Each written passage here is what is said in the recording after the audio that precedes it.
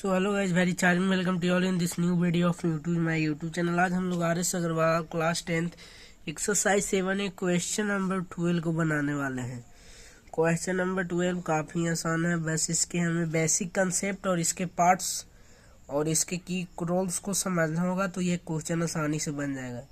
ये question basically क्या कह रहा है, in the adjoining figure ABC is a triangle. In the adjoining figure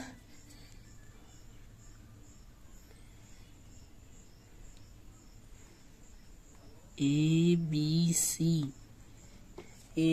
is a triangle in which AB is equal to BC। AB is equal to मतलब ये AB और ये AC equal है, AB is equal to AC and if D and E are points on A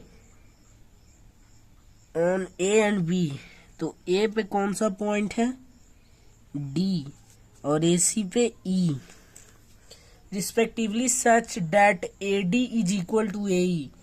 AD is equal to AE है, मतलब क्या पता चला, ये इक्वल ये और ये पूरा इक्वल ये है, ठीक है।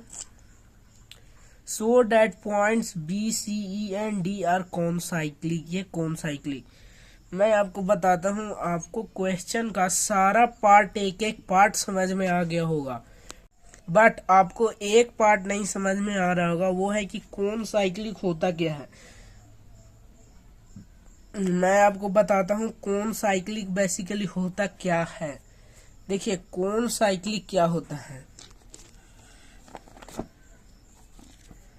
कौन साइक्लिक क्या होता है, जैसे मैं बताऊं, अगर मान लीजिए ये अगर क्वाड्रिलेटरल है, अगर ये कोन साइक्लिक है तो इसको चारों ओर से सर्कल पास करेगा। कोन साइक्लिक कहने का मतलब क्या, कोन साइक्लिक कहने का मतलब अगर ये क्वाड्रिलेटरल है तो इस अगर ये मान लें कि अगर ये क्वाड्रिलेटरल है तो इसके चारों पॉइंट से सर्कल पास करेगा, और जब इसके चारों पॉइंट से सर्कल पास करेगा यानी टू अपोजिट एंगल का सम 180 आना चाहिए। क्या आना चाहिए, टू अपोजिट एंगल का सम 180। तो कौन साइक्लिक कहने का मतलब चारों पॉइंट सर्कल पे लाइज करेगा और अपोजिट एंगल का सम 180 होगा। इट मीन्स डैट अगर हम एंगल बी और एंगल ई का सम 180 दिखा दें, angle B and angle E का सम 180 दिखा दें, तो क्या ये नहीं, अगर ये एंगल बी और ये एंगल DEC का सम अगर 180 दिखा दें तो ये कौन साइक्लिक हो जाएगा, ठीक है। बट हमें पूरे बे के साथ बनाना है, क्योंकि अगर पूरा नंबर चाहिए तो क्वेश्चन को पूरे बे के साथ बनाना पड़ता है।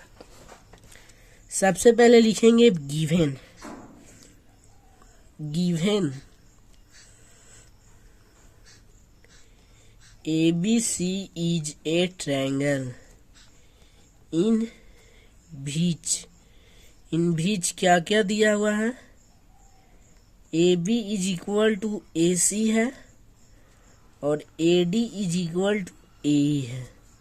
यही हमें गिवन है, बस सिंपल सी बात है। अब हमें प्रूफ क्या करना है,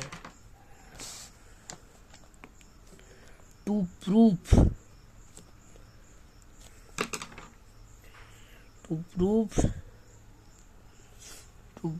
BCED आर कौन cyclic, BCE and D are कौन साइक्लिक्स, means it lies on circle पे लाइज करेगा। अब प्रूफ पे आ जाओ।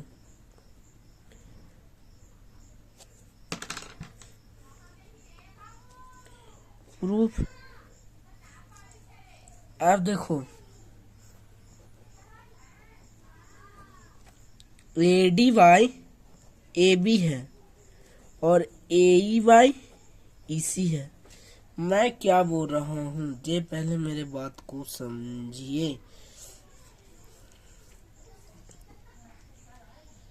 अगर AD जैसे मान लीजिए, मतलब जैसे मान लेते हैं कि अगर AD बराबर 2 है, AD बराबर 2 है, ठीक है, चलिए मान लेते हैं AD बराबर 2 है और AB बराबर 4 है, तो 2/4 इसमें भी होगा, 2/4 इसमें भी होगा, तो रेशियो तो आखिर में 1 आ गया। सो डैट काउज यहाँ पे ये बोला गया है AD/AB is equal to AE/EC। So by converse of BPT theorem, converse of BPT theorem क्या हो जाएगा, DE parallel BC। DE parallel BC हमने प्रूफ कर दिया। अब देखो, अब angle B is equal to angle C होगा, because equal sides opposite angle और इक्वल। मैंने क्या बोला, चूंकि एंगल AB, अगर AB/AC इक्वल है तो angle B is equal to angle C होगा, because equal side opposite angles are equal, ये हम लोगों ने पढ़ा था। Similarly angle ADE is equal to angle AEC because equal sides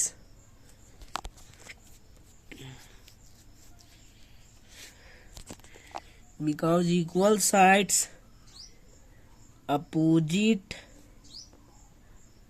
angles are equal। यहाँ पे भी तो वही है, equal side opposite angle are equal, क्योंकि AD is equal to A था तो angle AD is equal to angle AEC होगा।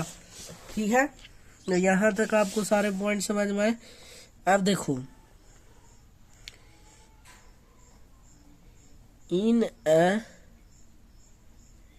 जब DE parallel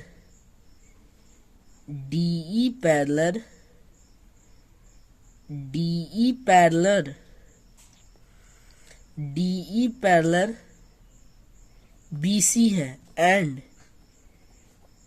DB is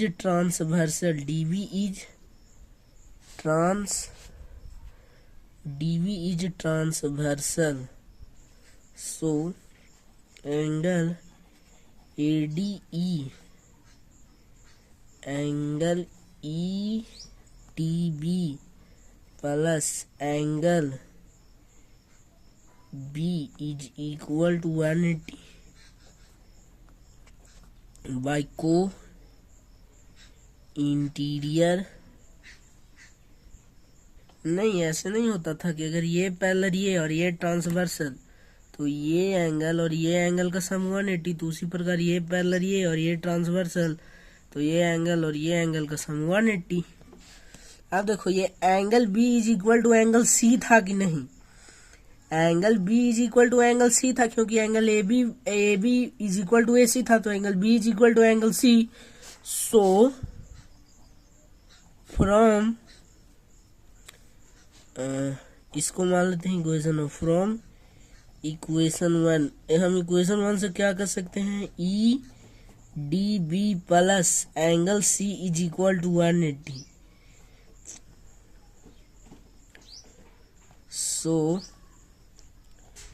opposite angle sum is 180। So BCE and D is concyclic. चूंकि opposite side का sum 180 हो गया, इसलिए हम कहते हैं कि ये कॉनसाइक्लिक है। तो आई होप आपको ये क्वेश्चन काफी अच्छे से समझे होंगे। तब तक के लिए साइन ऑफ करता हूँ। जय हिंद, जय भारत।